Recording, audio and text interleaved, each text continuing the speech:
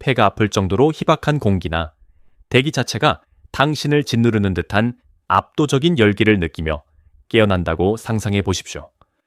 우리 대부분은 편안함을 위해 집을 선택하지만 수천 명의 사람들은 인간의 생존을 거부하는 듯한 장소에서 살아가고 있습니다. 오늘 우리는 방사능 유령 도시부터 얼어붙은 시베리아 툰드라까지 인간이 실제로 집이라 부르는 가장 위험하고 미친 12곳으로 영화 같은 여행을 떠납니다. 절대적인 위험 속에서 인간의 정신은 어떻게 번영할까요? 이제 곧 확인해 보겠습니다. 이 극한의 개척지로 뛰어들기 전에 좋아요 버튼을 누르고 채널을 구독해 주세요. 그리고 아래에 댓글을 남겨주세요. 여러분은 이 중 어느 곳을 방문할 용기가 있으신가요? 이제 안전벨트를 매세요. 이것은 벼랑 끝의 삶입니다. 일저 라이 린코나다. 구름 위에 황금 연옥. 우리는 해발만 7,000피트, 5,000m 이상의 높은 페루 안데스 산맥에서 여정을 시작합니다. 지구상에서 가장 높은 영구 인류 정착지인 라 린코나다에 오신 것을 환영합니다. 산소가 해수면의 절반밖에 되지 않는 곳에 서서 사는 것이 어떤 기분일지 궁금해한 적이 있나요? 이곳의 주민 5만 명에게 저산소증은 단순한 의학적 상태가 아니라 일상적인 현실입니다. 이곳은 편안함이나 사치를 위해 건설된 도시가 아닙니다. 수돗물도 없고 현대적인 하수 시설도 없으며 발밑의 땅은 진흙, 광산 폐기물, 독성 수은이 섞여 영구적으로 얼어붙은 슬러리 상태입니다. 그런데 왜 그들은 이곳에 머물까요? 왜 숨을 쉴 때마다 고통스럽고 기온이 영상으로 올라가는 일이 거의 없는 삶을 선택했을까요?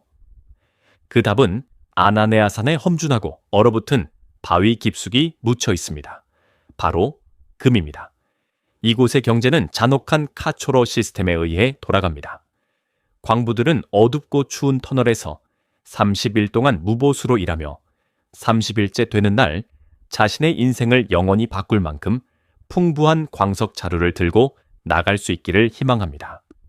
이것은 숨막히게 아름답지만 치명적인 풍경 속에서 펼쳐지는 말 그대로 삶과 죽음의 로또입니다. 이곳에서 산다는 것은 극심한 고립과 만성적인 신체적 피로와 싸우는 것을 의미하지만 산에 숨겨진 보물이 부르는 유혹의 노래는 이 구름 위의 도시를 절박하고 광적인 에너지로 고동치게 합니다. 환경 자체가 그들을 밀어내려 함에도 불구하고 부의 꿈을 쫓기 위해 인류가 어디까지 갈 수 있는지를 보여주는 잊히지 않는 증거입니다. 2. 노스 센티널 아일랜드, 세계에서 가장 위험한 요새. 안데스의 뼛속까지 시린 고산 지대에서 우리는 벵골만에 반짝이는 에메랄드빛 바다로 이동합니다. 하지만 엽서처럼 완벽한 열대지방의 아름다움에 속지 마세요. 우리는 지구상에서 아마도 가장 위험하고 고립된 장소인 노스 센티널 아일랜드에 접근하고 있습니다. 6만 년 이상 동안 센티널 부족은 외부 세계와의 접촉을 격렬하게 거부하며 이곳에서 완전하고 자발적인 격리 생활을 해왔습니다. 이 해안에 발을 들이는 것은 위험이 단순한 경고가 아니라 땅의 근본적인 법인 통제 구역에 들어가는 것입니다. 왜 이곳에 접근하는 것이 그토록 위험한지 물으실 수도 있습니다. 인도 정부는 엄격한 3마일 금지 구역을 설정했지만 이것은 양방향 보호막입니다. 단순히 여러분을 주민들로부터 보호하기 위한 것이 아니라 센티널 부족을 우리로부터 보호하기 위한 것이기도 합니다. 수천 년 동안 절대적인 고립 속에서 살아왔기 때문에 그들은 일반적인 독감이나 홍역 같은 현대 질병에 대한 면역력이 전혀 있음에 없습니다. 방문객의 단 한 번의 호흡이 의도치 않게 전염병을 유발하여 문명 전체를 몰살시킬 수도 있습니다. 난파된 선원, 호기심 많은 기자, 혹은 잘못된 길을 선택한 탐험가 등 감히 접근하려 했던 모든 이들은 빗발치는 경고 화살과 날카로운 창에 직면했습니다. 이곳은 시간이 사실상 멈춘 곳이며 거주자들이 자신들의 입장을 분명히 밝힌 살아있는 타임 캡슐입니다. 그들은 혼자 남겨지기를 원합니다.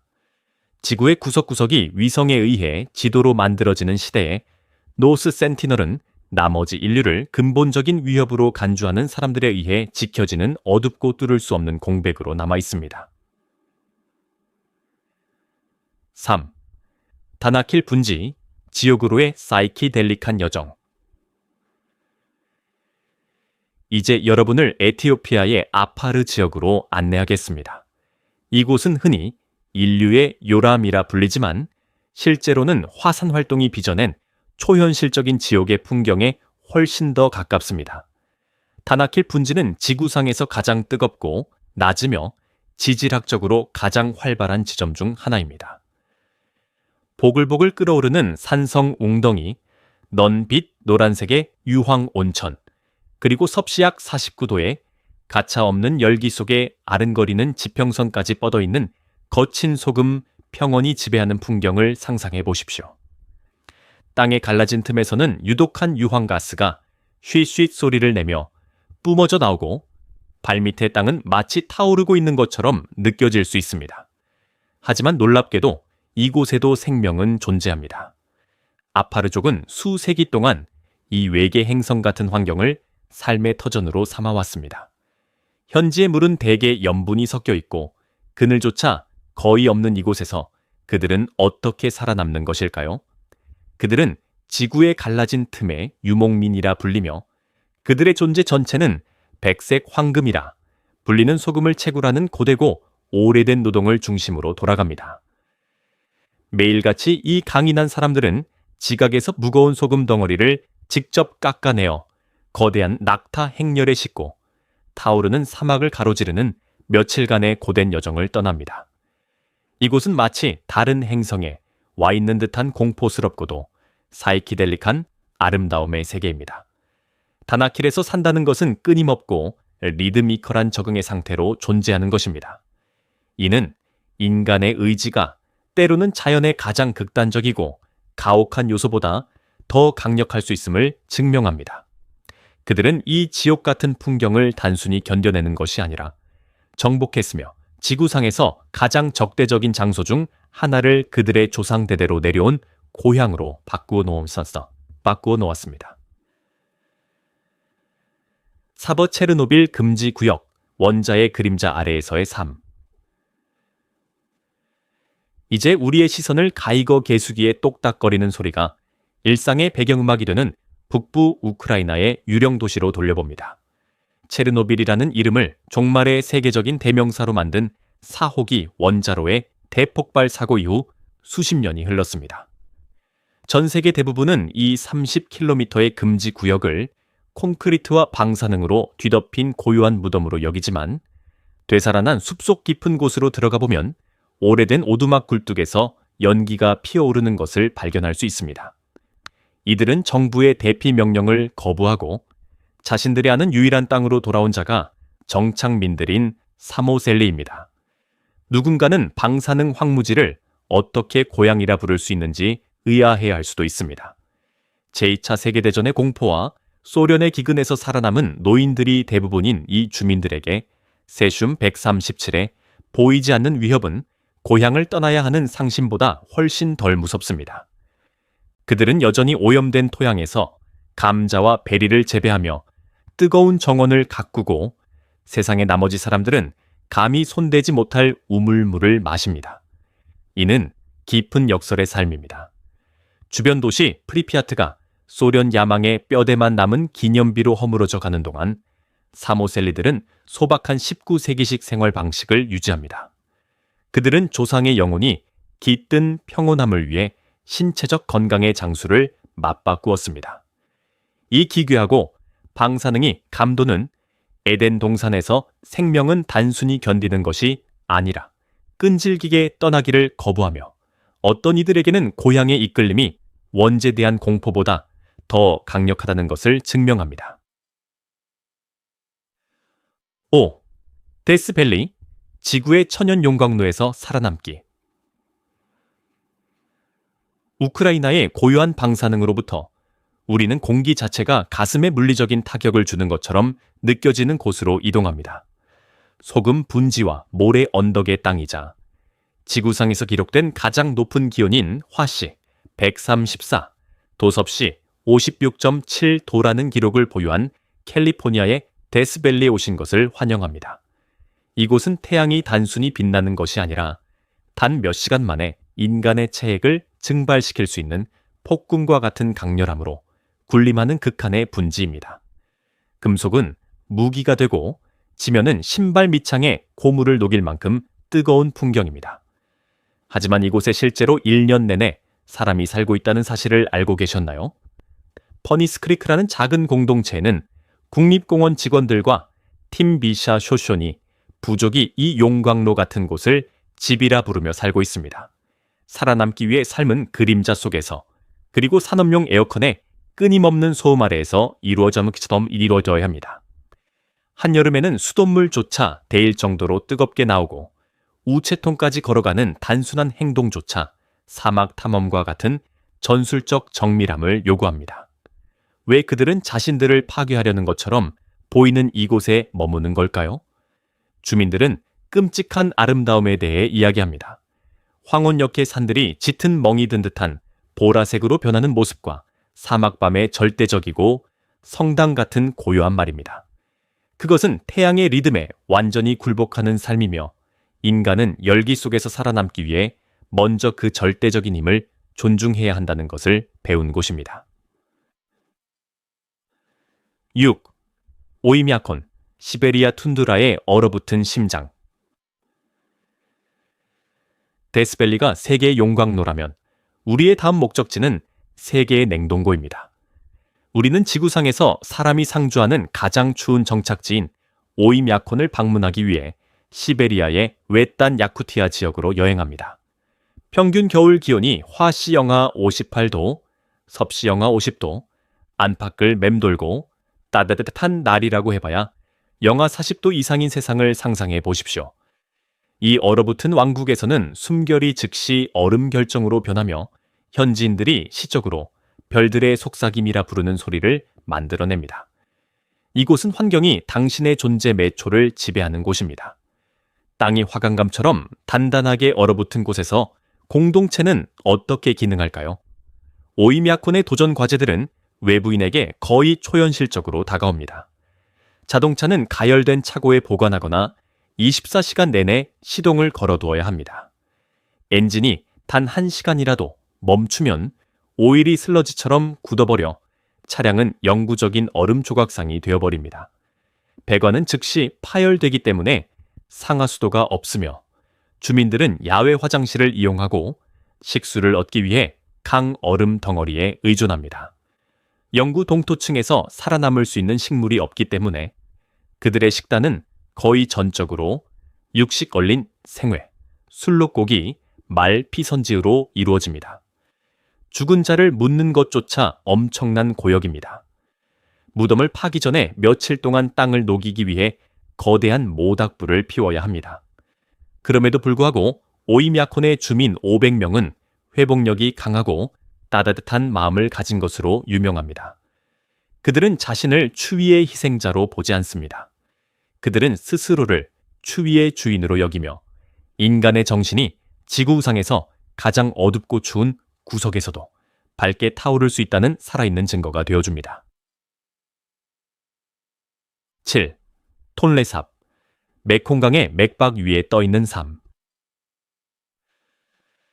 이제 우리는 캄보디아 톤레삽의 습하고 반짝이는 광활한 대지로 시선을 돌려봅니다. 발밑의 땅 자체가 한 계절 만에 최대 30피트까지 오르내릴 수 있는 공동체를 상상해 보십시오.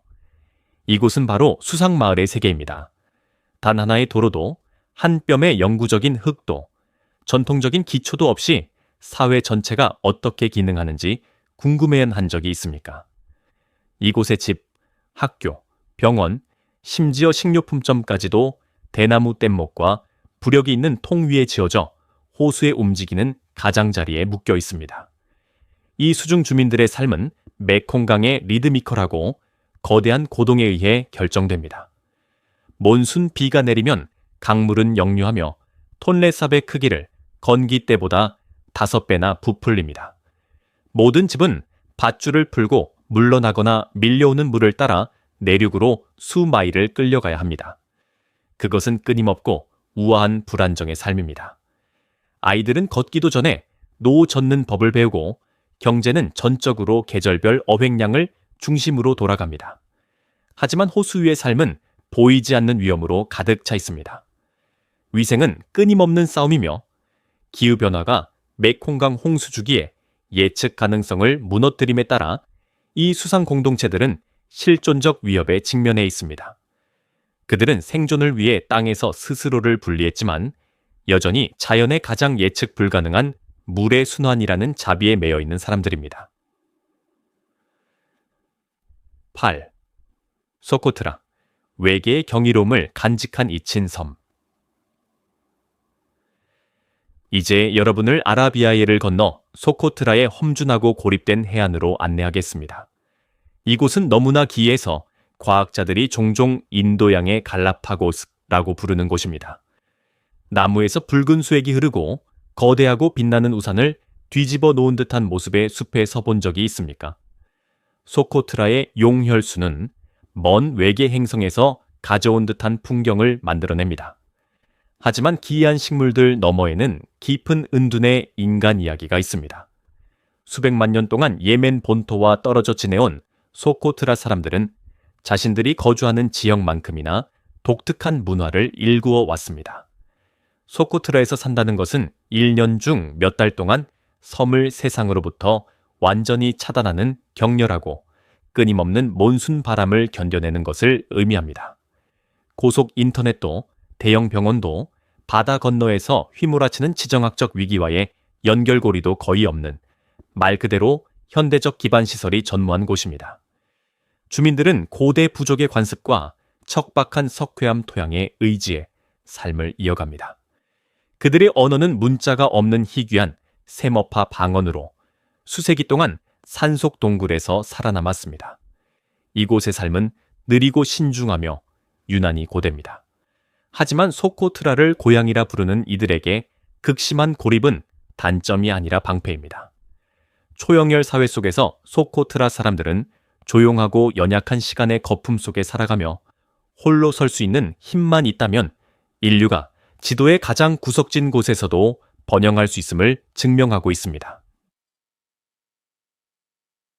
구덧 키베라, 비공식 대도시의 분주함 속에서 살아남기. 우리는 외딴 섬의 고립에서 벗어나 케냐 나이로비의 숨 막힐 듯하고 강렬한 밀집 지역으로 이동합니다. 우리는 지구상에서 가장 크고 인구 밀도가 높은 비공식 거주지 중 하나인 키베라의 입구에 서 있습니다. 중간 규모의 공원 정도밖에 안 되는 공간에 100만 명의 영혼이 다닥다닥 붙어 있다고 상상해 보십시오. 위험이 오직 기후에서만 온다고 생각했다면 키베라는 그 생각을 바꿔놓을 것입니다. 이곳의 투쟁은 전적으로 인간적인 것입니다.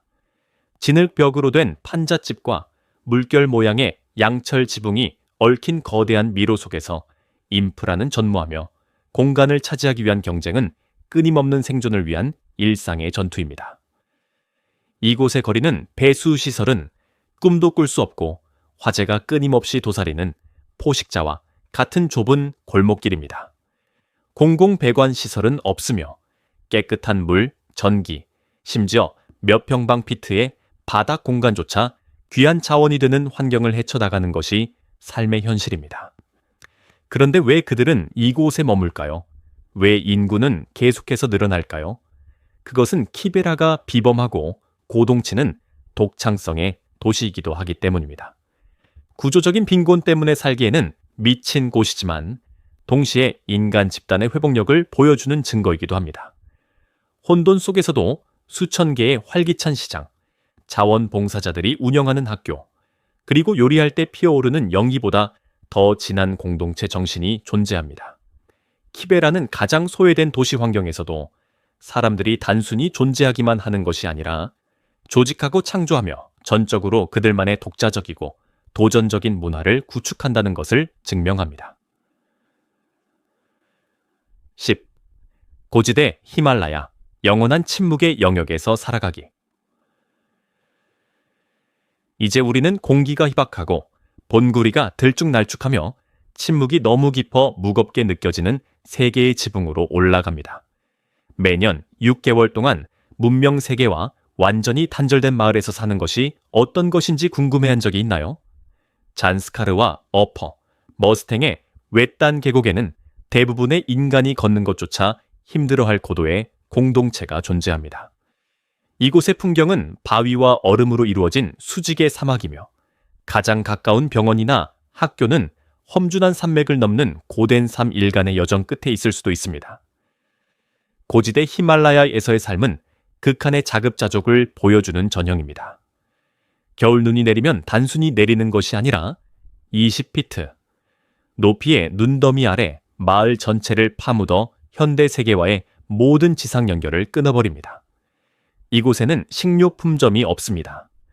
가족들은 보리, 말린 야크 고기, 발효된 버터차 등 저장해둔 음식으로 생존합니다. 한겨울에 비상사태가 발생해도 눈보라를 뚫고 올 구조 헬리콥터는 없습니다. 오직 스스로의 힘으로 버텨야 합니다. 왜 그들은 이런 가혹한 삶을 견디는 것일까요? 산 사람들에게 이곳은 기도 깃발과 고대 사원이 있는 신성한 풍경입니다.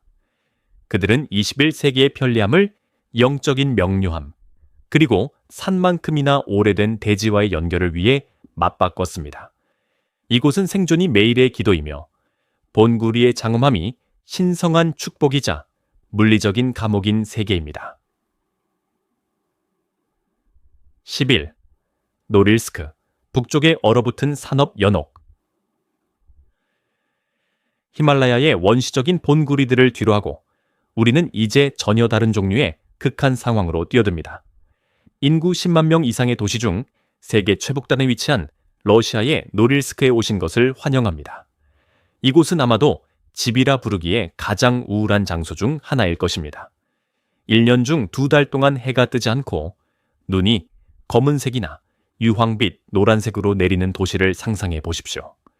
이곳은 세계 최대의 니켈과 팔라듐 매장지 위에 세워진 산업 요새이지만 그 불을 캐내는 대가는 환경의 완전한 파괴였습니다. 공기 중에 이산화황이 너무 자욱해서 주변 수마일 내에 모든 나무가 죽어버리는 곳을 본 적이 있습니까? 노릴스크의 거대한 재련소들은 모든 것을 산업용대로 뒤덮는 영구적인 금속성 안개를 내뿜습니다. 이곳 주민들은 소련 시절에 부서져 가는 콘크리트 건물들이 즐비한 디스토피아적 풍경 속에서 살아가고 있으며 평균 수명은 러시아의 다른 지역보다 10년이나 낮습니다. 그렇다면 왜 사람들은 이 얼어붙고 오염된 연옥 같은 곳에 머무는 것일까요? 답은 순전히 경제적인 이유입니다. 광산 회사는 러시아 평균보다 훨씬 높은 임금을 지급하며 북극권 안에 황금 새장을 만들었습니다. 사람들은 돈을 위해 머물지만 건강으로 그 대가를 치릅니다. 회색 하늘과 얼어붙은 파이프의 도시인 이곳에서 주민들은 오직 끈끈한 공동체의 유대감과 가혹한 인공 환경을 함께 견뎌내는 인내심에서만 온기를 찾습니다. 시컨 12. 화산 거주자들, 완전한 파괴의 가장자리에서 추는 춤.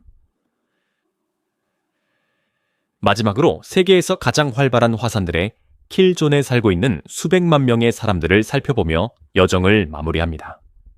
인도네시아 메라피산의 비옥한 경사면부터 이탈리아 베수비오산의 그림자 아래까지 거대한 도시들이 언제 터질지 모르는 지질학적 시한폭탄 위에 세워져 있습니다. 누군가는 왜 순식간에 자신을 태워버릴 수 있는 거인 옆에 집을 짓느냐고 물을지도 모릅니다. 그 이유는 악마와의 전형적인 거래 때문입니다. 화산 토양은 지구상에서 가장 영양분이 풍부한 땅 중 하나로 매년 여러 차례 풍성한 수확을 가능하게 합니다. 활화산 근처에서 사는 것은 질서 있는 혼돈의 삶입니다.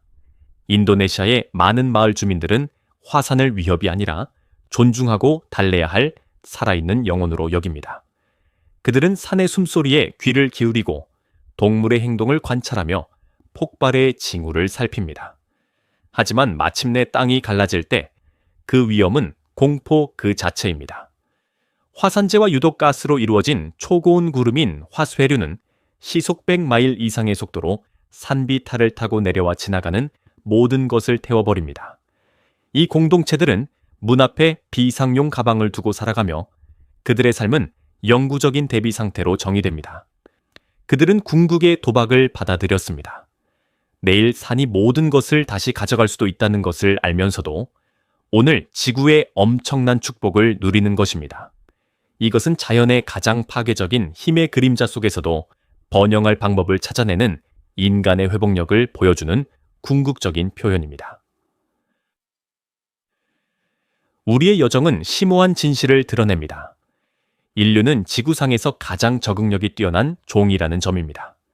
안데스 산맥의 희박한 공기 속에서든 체르노빌의 방사능 그림자 속에서든 혹은 북극의 산업적 우울함 속에서든 우리는 살 수 없는 곳을 집으로 바꾸는 놀라운 능력을 갖추고 있습니다. 이 장소들은 정상이라는 기준이 전적으로 상대적임을 증명합니다.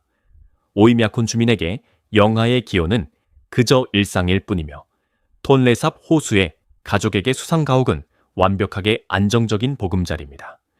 이 12곳의 장소는 지도상의 단순한 특이점이 아니라 인간 회복력의 기념비입니다. 세상이 잔인하고 가혹할 수 있지만 인간의 정신은 그보다 더 강하다는 것을 우리에게 일깨워 줍니다. 만약 여러분의 삶이 너무 예측 가능하다고 느껴진다면 이 강인한 영혼들을 기억하십시오. 지금 이 순간에도 어딘가에서는 광부가 17,000피트 높이에서 꿈을 쫓고 있고 어느 가족은 화산기슭에서 식사를 나누고 있습니다. 생명은 언제나 길을 찾아낼 것입니다.